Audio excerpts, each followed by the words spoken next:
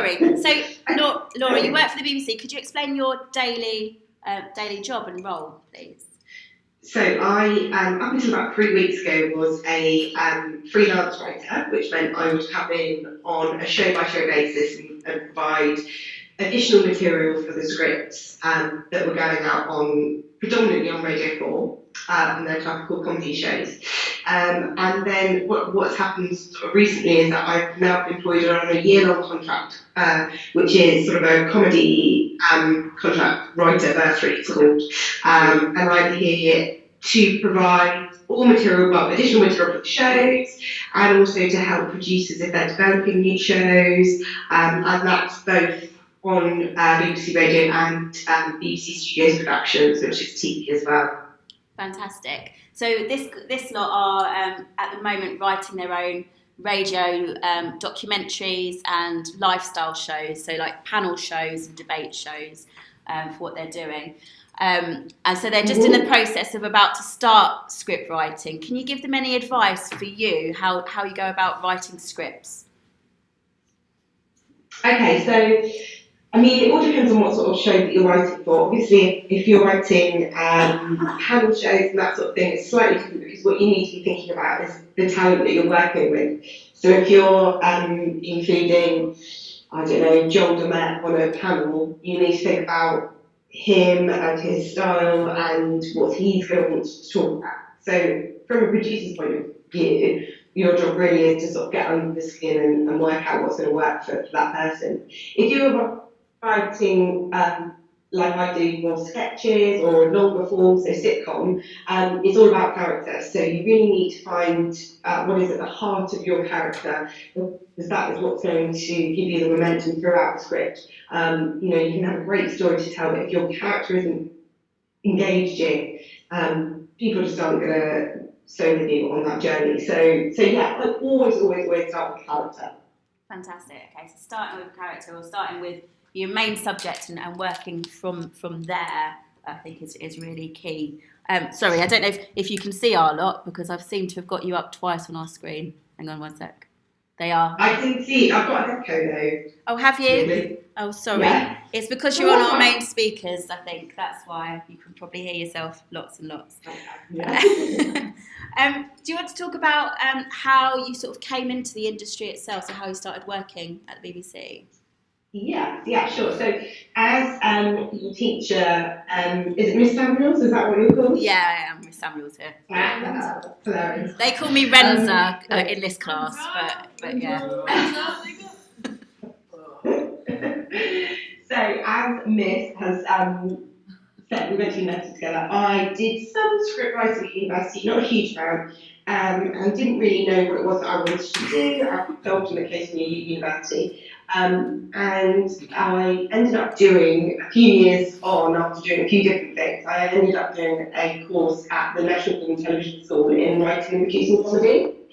And I'd done a bit of theatre work and stuff before, so that's what got me there. And from there, I managed in fact, the people that are producing Radio 4 shows at the moment, a guy called Bill Dowd, producer of Dead Ringers, and he was the main contact on that course, and he invited me to do a bit of writing on that series, and then from there, really it's all about sort of getting into the department, getting to know people, and then you get invited to do other shows. So it's sort of about being quite persistent and emailing a lot and knocking on the door a lot, and eventually, hopefully, they'll let you come in and do some writing. Fab. Yeah, it is. It's kind of networking. It's kind of, when I was working in the radio industry, it's having the ability to say yes to things, because you know that that's going to get you to those next stops. It might not be something that might interest you then, but it will hopefully carry on to something in the future. Yeah, as an example of that, I'm doing quite a lot of work on kids' TV stuff, which is not something necessarily that I would want to do in terms of my career path, but just like Liz has said, it really is a case of saying yes just as much as possible. Saying yes to as much as possible. Oh, I think we've just lost you slightly there. Hang on. As with all live TV things. Oh, sorry. So it's not you, it's our connection here. School doesn't have the best internet. connection, as they'll all agree with me. Can you talk to me about sort of your process with producers? So sort of how you go about making sure, because these guys are going to have to start looking at Ofcom regulation and BBC editorial guidelines. How do you make sure that things are on track and that you're maybe not crossing the line, especially with comedy? Yeah, so that's a really good question, and actually, thankfully, from a writer's point of view, not something that I have to worry about. And the thing about when you do come in and you're in a writer's room is that they try and nurture a very open and non-judgmental environment, and that means that you're encouraged to sort of write the gag you want to write. So, you have to be aware of what you're writing. I listen to the radio, so I know what will and won't get on to inform my writing. I know what swears you use and what swears you can't use. And you obviously always have to be sensitive about what you're writing. But thankfully, from my point of view, it is very much the producer to do all of the sort of slightly more difficult side of things when it comes to dealing with what is allowed to go out there. Yeah, so sorry. No, it is, because so these guys are going to have to end up being the producers. So you guys know that actually you're the ones that need to be aware of those Ofcom rules and regulations, and you need to think about the editorial guidelines as well. Mm-hmm. But luckily for Laura, she doesn't have to think about it too much. But as a scriptwriter, you do listen out for things and think about what you can and can't say. I think the Daily Mail, as one of those lovely papers that we like to read or not, released an article 2 weeks ago of all the different swear words you can't say on the TV or in radio. And some of them I wouldn't class as swear words, but they're things that we have to be really aware of, especially for a public service broadcast. Guys, have you got any questions for Laura? Anyone sitting there thinking that's something I want to ask? Why did you choose radio instead of TV? Is that just how it happened, or?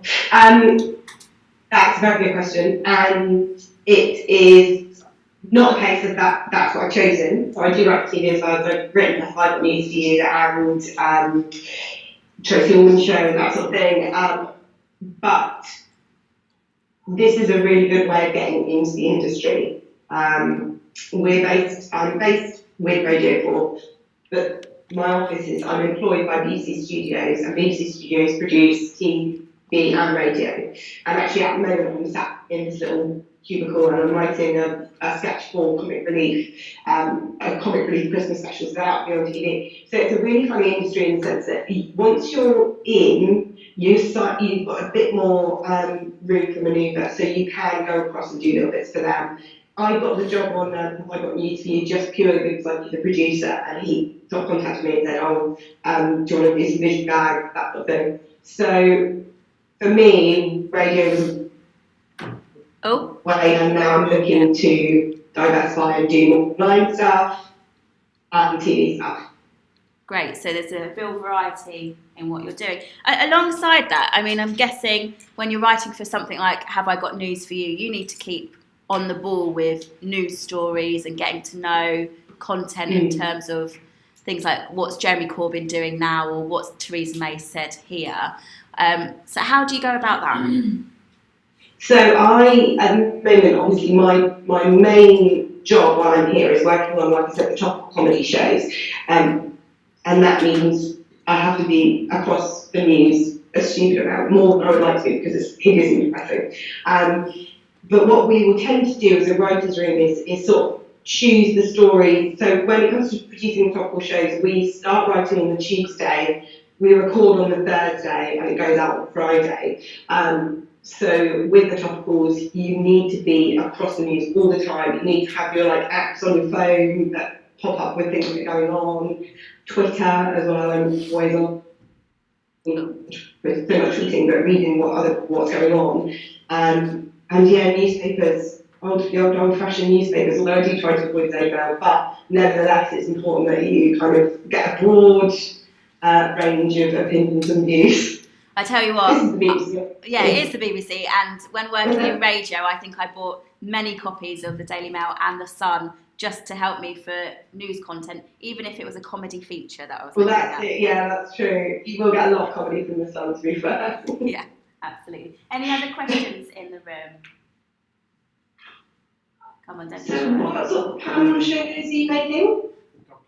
So you're doing a panel show, aren't you? Oh, Hannah's going to do a panel show with what she's doing. Do you want to explain your panel show, Hannah?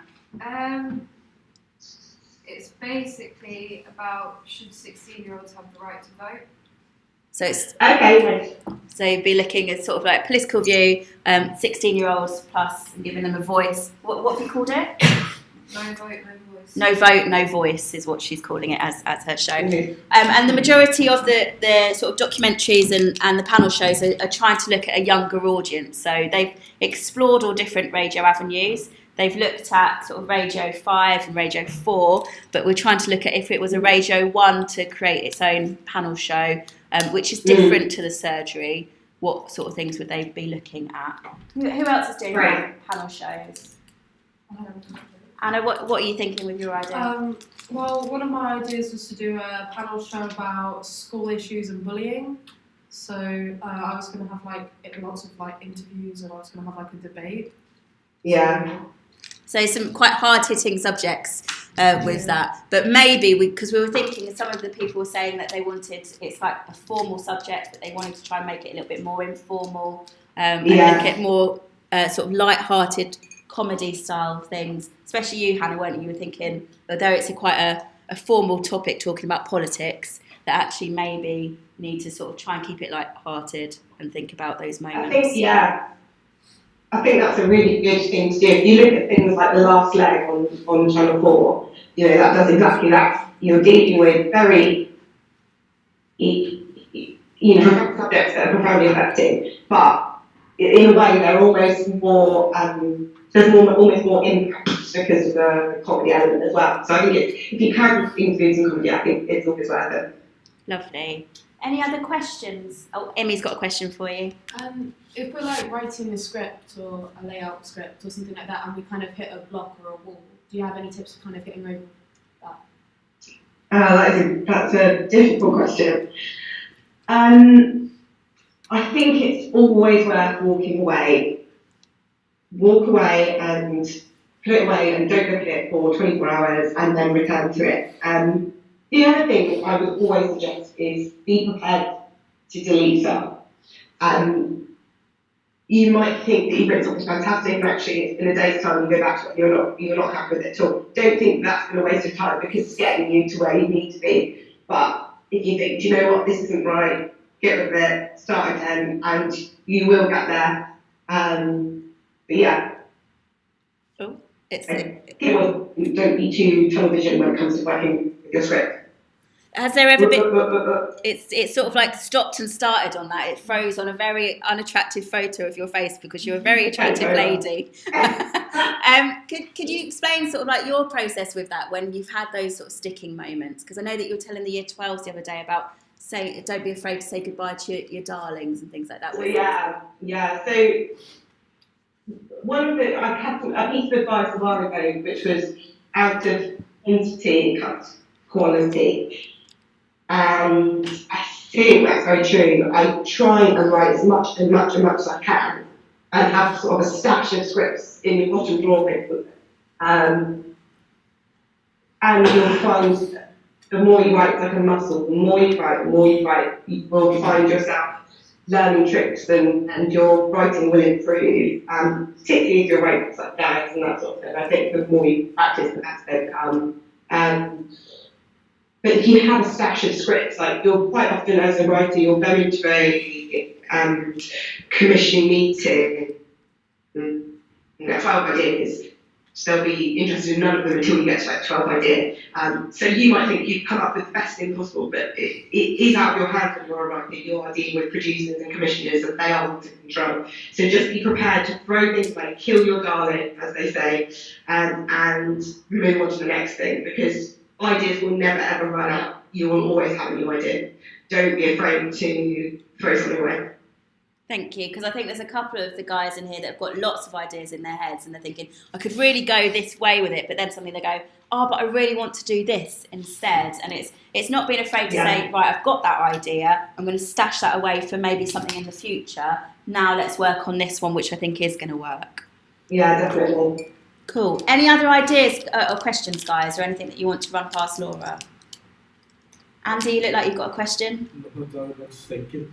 Just thinking. I think that's everything. I mean, if it's okay, if we have got any further questions, if I send them by email to you, if that's Please okay. do, yeah, absolutely. Because I think these guys, they're all full of cold at the moment, which is probably not helping them. But they're about to explore. I'm about to show them Jonathan Ross and Russell Brand and When Things Can Go Wrong on Radio 2. Nice. So we're going to start exploring Ofcom, but I'm sure there might be some questions after that they might want to ask you. Yeah, absolutely, anytime. Thank you so much for your time. Do you want to plug your BBC Three shows, because they might want to catch it? I've got a BBC Online show out at the moment. It's on BBC Comedy on that's it. Facebook and on YouTube called Amanda's Getting Married. Watch it. Thanks. Thank you very much, love, and I'll catch you later on. All right, Bye. thanks. Bye, guys. Catch you later. Bye. Bye. We'll wait. There you go. Lovely. Let me just turn off the screen recording.